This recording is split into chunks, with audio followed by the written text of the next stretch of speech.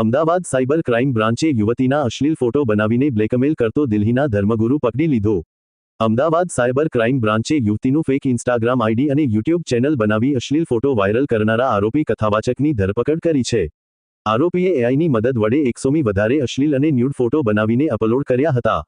દિલ્હીનો રહેવાસી સુમિત શર્મા સોશિયલ મીડિયાના પર ધાર્મિક વિડીયો અપલોડ કરતો હતો, તેમજ આરોપી કર્મકાંડ સાથે પણ જોડાયેલો છે। Report by Ashwin Limbachiya, Ahmedabad. આપણે 1 મેથી એક મિશન સાયબર રક્ષિકા કરીને લોન્ચ કર્યું છે, સિક્યોર હર સ્પેસ। એનું ઉદ્દેશ્ય છે કે ઓનલાઈન વુમેન સેફટી, મહિલાઓની જે સેફટી છે એ ઓનલાઈન માધ્યમ પર પણ હોવી જોઈએ અને એમના રિલેટેડ જેટલે પણ ગુના છે એમાં આપણે કાર્યવાહી કરીને તથા જાગૃતિ ફેલાવીને મહિલાની ઓનલાઈન સુરક્ષા માટેનું આ આખું અભિગમ છે જે આપણે મે મહિનાથી ચાલુ કર્યું છે। એના અંતર્ગત આ વખતે અમે એક એફઆઈઆર દાખલ કરી છે, જેમાં જે આરોપી છે એ પકડાયા છે। એફઆઈઆરમાં એવું હતું કે જે ફરિયાદી જે બેન છે એ ધાર્મિક ઉપદેશ માટે એક ઇન્સ્ટાગ્રામ પર એક વ્યક્તિના સંપર્કમાં આવ્યા હતા, જે પોતાને એક ગુરુ કહેતા હતા અને પોતે ધાર્મિક ઉપદેશ આપતા હતા। એ આરોપી અલગ અલગ અકાઉન્ટથી હતા, સુમિત શર્મા, સુમિત ભરદ્વાજ, મેં કૃષ્ણદાસ એવા નામથી એના અલગ અલગ અકાઉન્ટ હતા અને એ માધ્યમથી આ બેનને પહેલાં તો 1-2 મહિના એમને મિત્રતા કરી અને આ રીતે ધાર્મિક ઉપદેશ કર્યા। પછી જ્યારે વધારે પડતા બેન સાથે સંપર્કમાં કરવાનો પ્રયત્ન કર્યું તો બેને એની સાથે સંપર્ક તોડી દીધું। એ સંપર્ક તોડ્યા પછી આ જે આરોપી છે એમને કંઈક લાગણી થઈ ગઈ હોય, ફક્ત ઓનલાઈન વાર્તાલાપ છે એનાથી જે લાગણી થઈ હોય, પણ એ લાગણીના પ્રમાણે એને આને બ્લેકમેલ કરવાનું શરૂ કર્યું।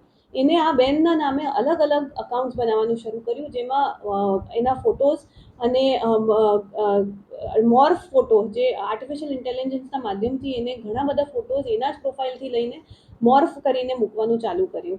જે બેન છે એમનું પોતાનું અકાઉન્ટ એક ઇન્ફ્લુએન્સર છે, એટલે એમનું પોતાનું અકાઉન્ટ પણ પબ્લિક પ્રોફાઇલ હતી, તો એ વિડીયોઝ, એ ફોટોઝ ને વિડીયોઝ એના ઓનલાઈન એક્સેસિબલ હતા અને એનું ફાયદા ઉઠાવીને 100થી વધારે ફોટોઝ અને વિડીયોઝ મોર્ફ કરીને એઆઈ યુઝ કરીને આને અલગ અલગ અકાઉન્ટ બનાવતો હતો ને પછી આ બેનને ફરી સંપર્ક કરીને એવું કહેતો હતો કે તમે હું તમારું અકાઉન્ટ ડિલીટ કરાવી દઈશ ને પોતે અકાઉન્ટ ડિલીટ પણ કરી દેતો હતો। તો ડિસેમ્બર 2025થી એપ્રિલ સુધી 6 મહિના સુધી આ બધું એને ચાલુ રાખ્યું। તો કંટાળીને બેન ફરી અહીંયા સાયબર ક્રાઇમ બ્રાન્ચમાં એમને આના વિશે ફરિયાદ દાખલ કરી। તો આરોપીની ઓળખ ખબર પડી કે સુમિત શર્મા છે, જે 27 વર્ષનો છે, ન્યૂ દિલ્હીનો રહેવાસી છે અને આ રીતે ધાર્મિક પ્રવચન, ઉપનિષદ, ભગવદ્ ગીતા એના બધા પ્રવચન માટેના એનું કામ છે, એ રીતે અકાઉન્ટ્સ બનાવેલ છે અને એ આ રીતે મહિલાઓના સંપર્કમાં આવીને મિત્રતા કરે છે ને પછી એમને આવી રીતે બ્લેકમેલ કરે છે। એને 8થી 10 ફેક અકાઉન્ટ આ બેનના નામના બનાવ્યા હતા। એ જે બેનના અકાઉન્ટના ફોટોઝ છે એને લઈને એઆઈના માધ્યમથી ન્યૂડ ફોટો કે રિમૂવ ક્લોથ્સનું પેલું સ્ક્રિપ્ટ આપીને એઆઈના ટૂલ્સથી એ ન્યૂડ ફોટોઝ પણ જનરેટ કરતો હતો અને એ ફોટોઝ પણ અપલોડ કરતો હતો।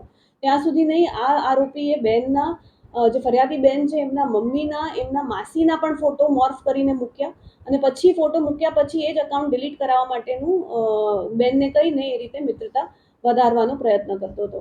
તો આખું આ એક કેસ છે જે અમારે સાયબર ક્રાઇમમાં આવ્યું હતું અને અમે આમાં એફઆઈઆર દાખલ કરી અને આ આરોપીને પકડ્યા છે